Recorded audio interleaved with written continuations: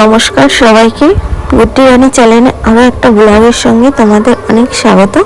তো কেমন আছো তোমরা সবাই? আশা করি ভালো আছো, আর আমরাও খুব ভালো আছি।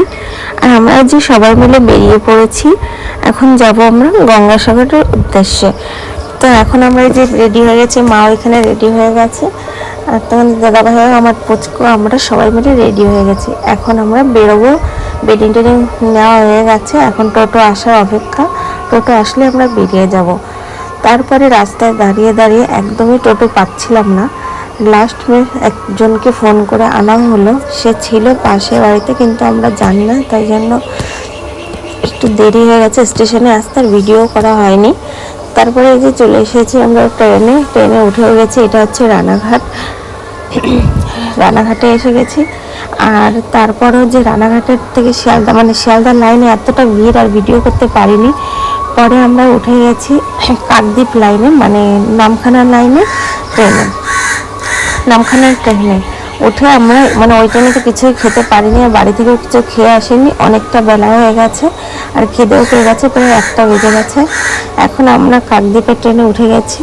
আর এই যে একটু তোমাদের দাদা ভাই ঘুগনি খাচ্ছে। আমরা এর আগে ঘুগনি নিয়েছি, খুবই টেস্টি ছিল, আমাদের পেট ভরে গেছে, কিন্তু তোমাদের দাদা ভাই এত ভালো লেগেছে যে আর এক প্লেট নিয়ে নিল এনার কাছ থেকে।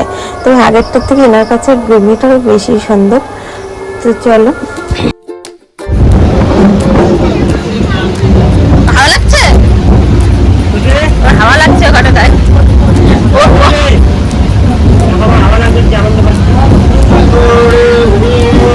আর কি সুন্দর সবুজ সবুজ ক্ষেত,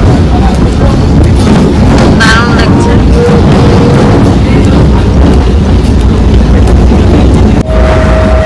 কোথায় যে বললে স্টেশন ভুলে গেছে, কি জানি, আমি দেখলাম না তো, দেখছে স্টেশন আসলে কোথায়। পাপাকে বলো। তারপরে এই যে অবশেষে আমরা কাকদ্বীপ স্টেশনে নেমে গেছি। আর তারপরে এখান থেকে আবার টোটো ধরতে হবে ভেসেলঘাট পর্যন্ত। তো চলো এখান থেকে আগে টোটোটা নিয়ে নিই, তারপরে পৌঁছাতে হবে তাড়াতাড়ি। এতটা গরম আর রোদ পড়েছে, ভীষণ গরম লাগছে। তো এই যে ওখান থেকে টোটো ধরে আমরা চলে এসেছি গঙ্গাসাগরে, মানে যে সমুদ্রটা পার হতে হবে, তো সেখানে এখানে লেখাই আছে এই যে ওয়েলকাম।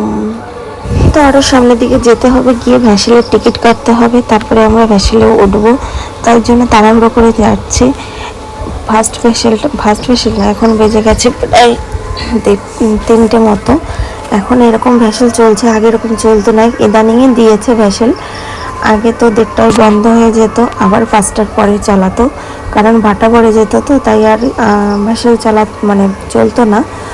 তা এখন ইদানিং চলছে কয়েকদিন ধরে, তাই জন্য আরও একটু দেরি করে এসেছে, আর আমাদের সমস্যা হচ্ছে না, যেখানে যাচ্ছি সঙ্গে সঙ্গে ট্রেন সব কিছু পেয়ে যাচ্ছে। তো চলো আমরা এবার ভ্যাসেলে উঠি, তারপরে কথা হচ্ছে।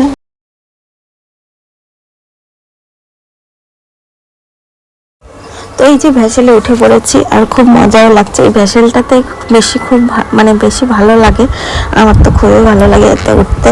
সব থেকে ভোরবেলায় যেতে এই ভ্যাসেলে খুব ভালো লাগে, অনেক পাখি টাখি দেখা যায়।